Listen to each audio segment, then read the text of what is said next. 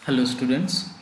आज हम the very important question है ना जो एडवांस 2013 में आया है रिगार्डिंग टू फ्रॉम पावर है ना, तो उस क्वेश्चन को सॉल्व करके देख लेते हैं। विच इज़ वेरी इजी क्वेश्चन था, ज़्यादा कुछ था नहीं उसमें, बट बहुत सारे बच्चों ने नहीं कर पाए। उसका कारण क्या था वो जान पाते हैं। चलो देखो, इधर ये आया है जैसे कि मैंने आपको बताया 2013 का क्वेश्चन है बेटा, जो एडवांस का क्वेश्चन है, याद रखना। Okay good. तो क्या क्वेश्चन है? A particle of mass 0.2 kg is moving in one dimensional under a force that delivers a constant power. Constant power कितना बोल रहा है? 0.5 watt to particle. If the initial speed of the particle is zero, initial speed particle की zero है, 5 second के बाद आपको इसकी स्पीड बताना है, मतलब फाइनल स्पीड आपको बताना है, जबकि आपको मास दिया है ऑब्जेक्ट का which is what 0.2 kg। Okay, तो how to solve this? That means what बेटा, बहुत ही इजी क्वेश्चन है, ज़्यादा कुछ था नहीं इसमें। जैसे कि ये आपकी सरफेस होगी, यहाँ पे एक मास रखा है जिसकी इनिशियल वेलोसिटी कितनी होगी? ज़ीरो होगी, है ना। यहाँ पावर लगाए, कांस्टेंट पावर लगाए, तो कुछ टाइम बाद ये यहाँ आ गया। ठीक है, आफ्टर आफ्टर 5 सेकेंड, है ना, 5 सेकेंड के बाद आपको बताना है कि इसकी फाइनल वेलोसिटी कितनी होगी। तो कहाँ से स्टार्ट करें, कैसे स्टार्ट करें, बताइए। How to do this? सोचिए बेटा। As we know what power equals to what W by T, है ना। पावर हम जानते हैं डब्ल्यू बाय टी। अगर यहाँ से हम डब्ल्यू फाइंड आउट करें, डब्ल्यू कितना हो जाएगा? P into T. ठीक है, और अगर यहाँ से आप डब्ल्यू की बात करें तो ये पी इंटू टी किसके? Change in kinetic energy equal to P T. P into the change in kinetic energy. That means what you can write down here in a proper way.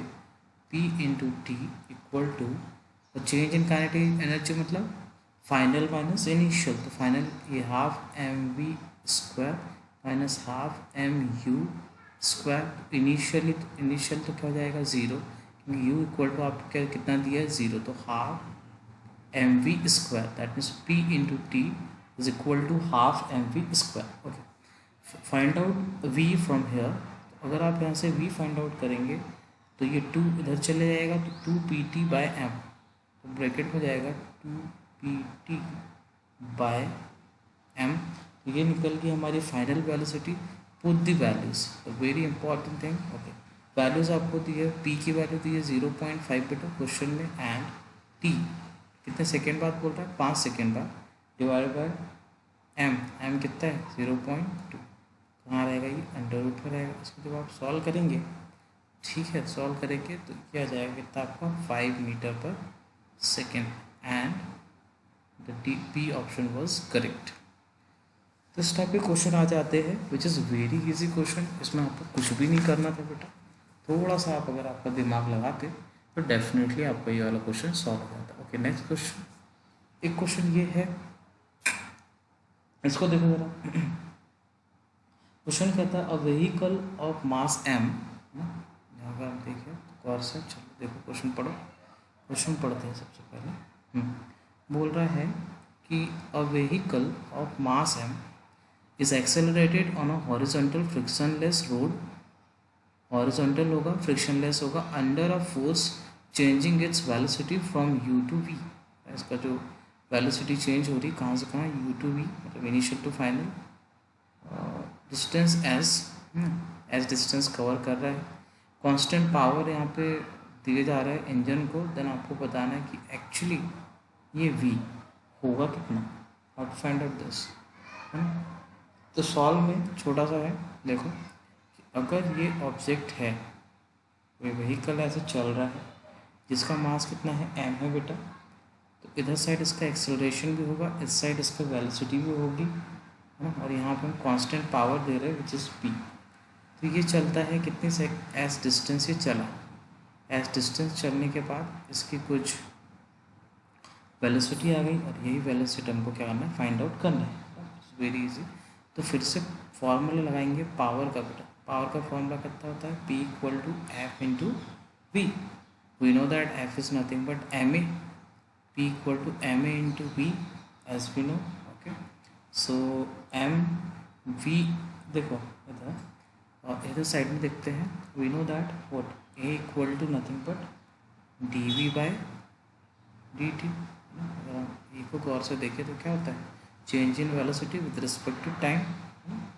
अगर हम क्या करते बेटा, है ना, इसमें d v by d t है, तो d v by d t में हम दोनों साइड मल्टीप्लाई कर देते किसका, डी एक्स का, इधर भी इधर भी, तो ये हो जाएगा डी एक्स बाय जो भी है ये आपका, हाँ, d x by d t, ये हो जाएगा अपना v, और यहाँ से आ जाएगा आपका d v by d x, मतलब x इक्वल टू आपका आ गया क्या, a equal to v into d v by d x, है ना। तो यहाँ पे पुट कर देंगे एक ही जगह पे, एक ही जगह पे आप जब पुट करेंगे this will be v d v by d x, है ना, और एन साथ में आपके कितना है, v है, तो p इक्वल टू आ गया आपके पास एम वी स्क्वायर, वी का भी मल्टीप्लाई हो जाएगा m v square, and this is d v by d x, इतना है। चलो अब दोनों साइड इंटीग्रेशन करते हैं,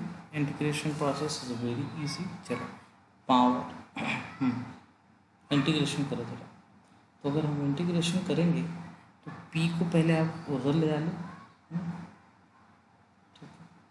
तो अगर आप इसको प्रॉपर तरीके से इंटीग्रेट करेंगे तो वेलोसिटी में जो चेंज होगा u to v, v square d v, v square d v को हमने इधर ही रहने दिए, और ये आ गया 0 टू कहाँ तक चेंज हो रहा है, ये कहाँ तक चेंज हो रहा है, तो हम मान लेते हैं कि ये 0 टू s चेंज हो रहा है ना, मतलब डिस्टेंस जो चल रहा है वो 0 टू s चल रहा है।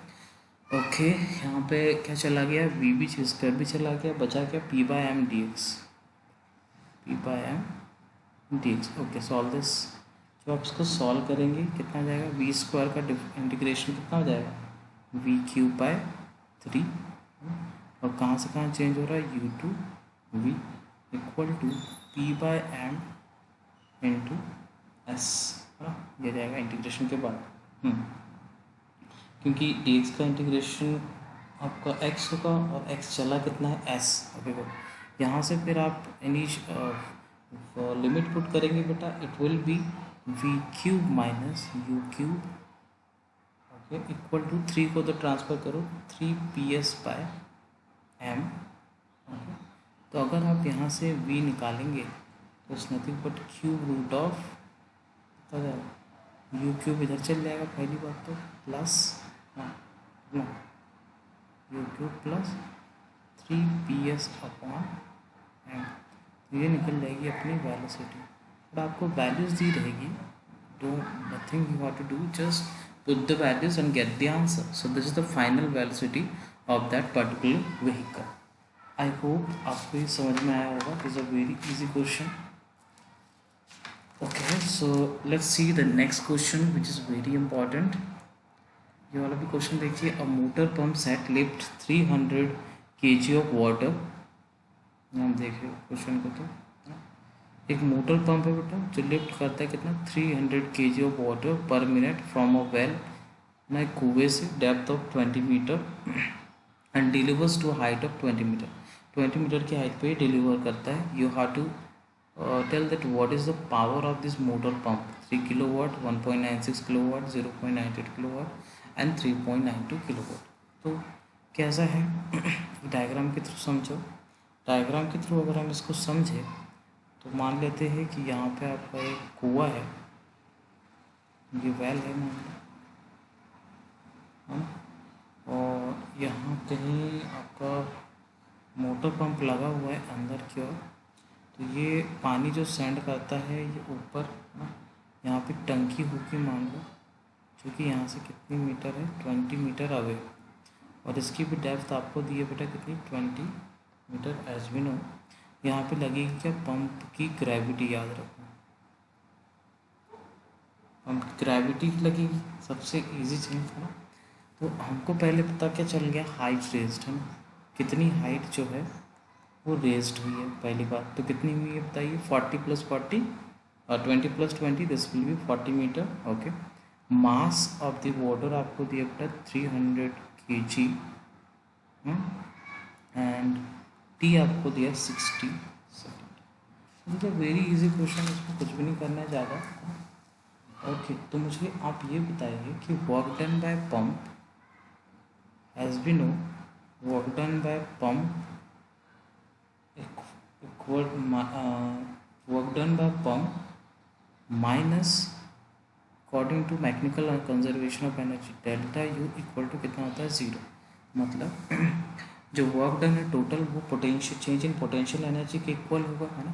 तो इस केस में ये उधर चल जाएगा, तो work done by pump equal to हो जाएगा डेल्टा यू, और डेल्टा यू एक्चुअली क्या हो जाएगा इस केस में mgh, जैसे पोटेंशियल एनर्जी। तो वर्क डन बाय पंप आप निकालेंगे, work done by pump equal to हो जाएगा m कितना दिया बेटा 300, g कितना है 10, h कितना है 40। एज वी डू दैट, है ना, ये आपका आ जाएगा। इसको सॉल्व करने पे आपको कुछ आएगा 1,20,000, है ना, 1,20,000 आएगा। Okay good. हमको निकालना है इसकी एक्चुअल पावर कितनी है ना, किसकी, इस मोटर पंप की। तो power of pump equal to कितना हो जाएगा, work done by pump divided by time, particular time है। तो वर्क डन बाय पंप कितना हो गया था अपना 1,20,000 डिवाइडेड बाय टी कितना दिया है 60, इससे कैंसिल हो जाएगा आंसर। तो आपका आंसर आएगा बेटा वो आ जाएगा 6 से कैंसिल होगा 2, तो 2,000 वॉट। और वॉट आपका आंसर किलो वॉट में दिया है, तो कुल मिला के आपका 2 किलो वॉट के आसपास आंसर आएगा, which is very close to this 1.96 kilowatt, and this the correct answer. तो इस टाइप के क्वेश्चन JEE मेंस एडवांस में आ जाते हैं बेटा। पावर से, पावर के क्वेश्चन बच्चे नहीं कर पाते हैं, दैट्स वाई पावर एक यूनिक चैप्टर हो जाता है, क्योंकि यहाँ से एडवांस में भी क्वेश्चन आते हैं। दैट्स वाई ये बहुत इंपॉर्टेंट है। So there is a request for you that do the all the problems and do the hard work. Okay, okay, thank you very much. Thank you.